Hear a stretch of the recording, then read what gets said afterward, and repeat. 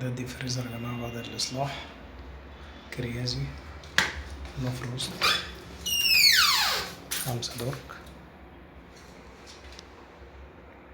5 درج بعد الصيانة بتاعته والإصلاح، وتم عمل اللازم. غيرت تايمر علشان كان العطل كان في التايمر.